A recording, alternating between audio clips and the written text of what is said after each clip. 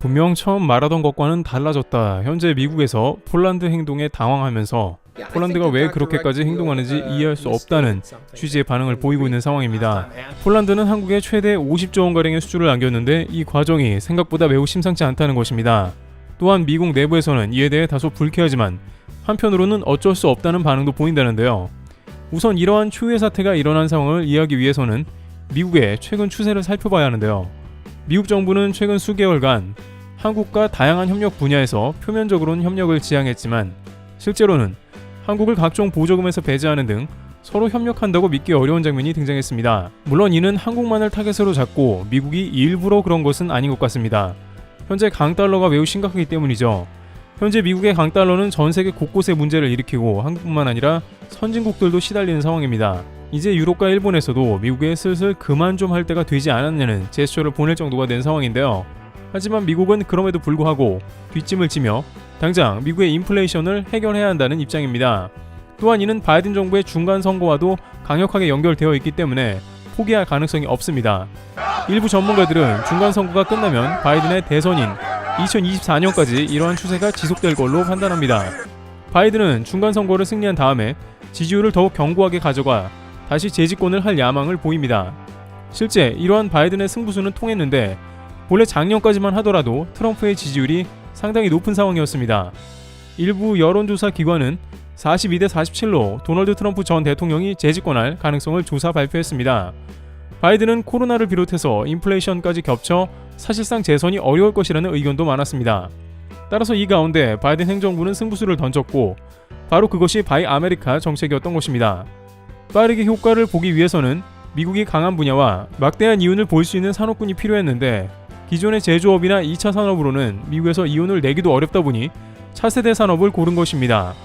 그런데 하필 그 분야가 한국이 가장 잘하는 반도체, 배터리 등 첨단 분야와 관련되어 있던 것이며 미국의 막대한 이윤을 보고 미국이 이제 자신들이 원천 기술이 있으니 상당히 가져가겠다고 나온 것이죠. 그런데 반도체 분야는 원래 미국에 의지하는 분야가 원체 많았기 때문에 최소한 이해라도 할 수 있지만 전기차 같은 경우는 그것도 아니면서 공장을 짓게 하고 뒤통수를 치는 동맹의 최악의 행동을 보인 것입니다. 옐런 재무부 장관은 이에 대해 한국을 충분히 이해한다 라면서도 결국엔 법대로 하겠다라고 대응했습니다. 한국이 공장을 지어 미국 일자리 창출한 것은 고맙되 보조금은 절대 주지 않겠다는 의도로 보입니다. 문제는 이러한 흐름이 이제 산업 전 분야로 확산되면서 한국을 본격적으로 압박하는 게 아니냐는 말이 나오는데 그중 하나는 조용히 미국에서 추진되고 있었던 한미 원전 분야를 통합하자는 것이었습니다.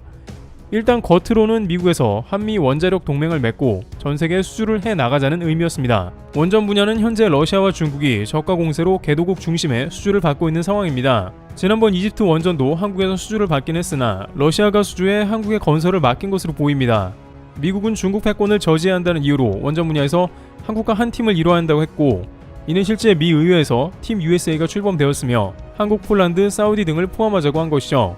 본래 원전 분야는 친환경 에너지 산업 등으로 크게 지위가 밀려나고 있던 사양 산업이었는데요. 미국의 원전을 주도하고 전 세계의 50%의 원전을 지었다는 웨스팅하우스는 부도 위기에 몰렸습니다. 그러나 최근 러시아의 천연가스 문제 등으로 다시 원전이 그 역할을 해야 함이 제기된 것입니다. 따라서 미국은 원전으로 이윤을 보며 팀 USA가 그 시장을 붙잡아야겠다고 나선 것입니다. 그러나 문제는 미국이 원전 수주를 모두 미국 중심으로 돌리려는 것을 알 수 있는데 팀 USA를 편성했지만 사우디는 미국의 등을 돌렸고 오히려 러시아와 가깝지만 그냥 포함했습니다. 미국의 전통적 군사 우방들은 모두 미국의 하청을 받고 원전을 지어야 한다는 것을 의미한 것입니다. 그런데 이 수주를 받으면 한국에 하청을 주는 식의 방식을 업계에서는 크게 우려하고 있던 상황이기도 합니다. 한국에서는 크게 이윤이 남지 않으며 자칫 건설이 잘못된 경우 소위 독박을 쓰게 되는 경우도 있다는 것입니다. 따라서 한국은 이 원전 분야에만큼은 한국의 단독 수주를 진행하기를 원했던 것이 사실입니다. 특히 최근 폴란드의 원전 수주 산업을 한국에서 단독 진행하기 위해 입찰한 사업임이 틀림이 없는데요. 여러 가지를 따져본다고 하더라도 전 세계에서 최고 기술을 가지고 있는 한국 수주가 유력했습니다. 폴란드 원전 전문가들은 미국형 원전보다는 아무래도 한국 것을 선호한다는 의견을 내비쳤습니다. 하지만 역시 이권이 개입된 원전 문제는 쉽지 않았고 즉각 미국 정부의 압박이 있던 것으로 보이는데 폴란드 부총리는 지난 25일에 미국 워싱턴 DC에서 나오는 길에 미국 수주가 유력하다고 했습니다. 이런 소식이 전해지자 한국에서는 한숨을 쉬었는데 한편으로는 그럴 수밖에 없다는 반응이었습니다. 미국 웨스팅하우스는 최근 한국에 원천 기술을 사용하지 말라며 소송을 걸어놓은 상태입니다.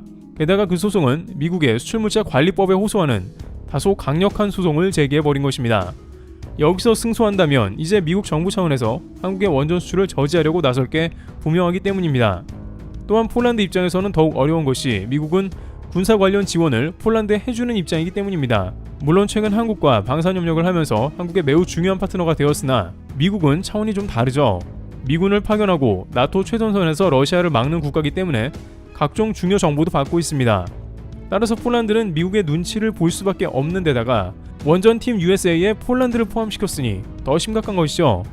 그런데 이러한 맥락에도 불구하고 폴란드 부총리는 대반전의 모습을 연출하는 장면을 보였습니다. 폴란드 국유 재산부는 한국의 산자부와 함께 원전 수출 최소 10조 원, 많게는 45조 원가량의 MOU를 맺었습니다. 이는 폴란드 퐁트누프에 들어갈 원전 2에서 4기로 한국의 APR 1400이 건설됨을 발표한 것입니다. 폴란드 부총리는 해당 지역의 화력발전소가 철거된 후 한국의 원전이 들어서게 될 것이라 발표했습니다. 또한 앞서 미국 웨스팅하우스가 수주한 것은 폴란드 정부 주도의 원전이었다는 것이고 한국이 수주한 것은 민간 분야의 수출권으로 폴란드는 이를 불리한 것으로 보입니다. 그런데 폴란드에서 왜 미국의 심기까지 불편하게 하며 한국을 택했는지 그 이유가 궁금해지는데요. 이는 앞서 논의된 대로 한국의 APR 1400 시공 기술이 뛰어나고 비용도 미국 대비 저렴하기 때문입니다. 또한 폴란드는 한국이 제때 건설을 해내고 폴란드의 원전 역시 제 시간에 맞춰줄 것이라 확신한 모양새인데요. 왜냐하면 폴란드는 최근 한국의 레드백 장갑차를 전격 계약 직전 테스트에 들어간 것으로 보입니다. 호주에서는 거의 1년 이상을 질질 끌며 아직도 제대로 결정을 못 내렸지만 폴란드는 곧바로 테스트에 들어갔고 자칫 폴란드가 호주보다 더 빨리 받을 수 있을 정도로 장갑차까지 주문할 의도를 보인 것입니다. 사신 부총리는 MOU와 LOI 체결식 이후 진행된 한 폴란드 언론과의 기자 간담회에서 해당 사업에 대한 한수원의 본계약 체결 가능성을 묻자 100%라고 답하며 사실상 한국이 민간 분야를 수주했음을 밝혔습니다. 물론 이에 대해서 아직은 해결할 문제가 남았는데 바로 미국에 대한 부분이며 이게 우려되는데요. 그런데 이마저 폴란드에서 미국과 협의를 어느 정도 진행했다는 것이 논의되고 있는 것입니다. 폴란드 부총리가 미국에 간 이유가 한국과 수주를 나누겠다며 양해를 구하러 갔다는 것입니다. 따라서 그러한 맥락 가운데 한국과 MOU를 체결했고 이제 미국과의 외교와 소송 문제가 남은 셈입니다. 물론 이는 MOU이기 때문에 사신 부총리가 100%라고 했음에도 불구하고 최종 결렬이 될 수도 있습니다. 그 사이에 미국의 압박이나 소송 혹은 제3의 인식하지 못하는 문제들이 나올 수 있기 때문인 것이며 최근 미국의 흐름을 봤을 때는 아무리 100%라고 하더라도 충분히 뒤집힐 수도 있다는 것입니다. 또한 한국이 APR 1400을 폴란드에 건설하더라도 값비싼 로열티는 지불해야 할 수 있는 상황입니다.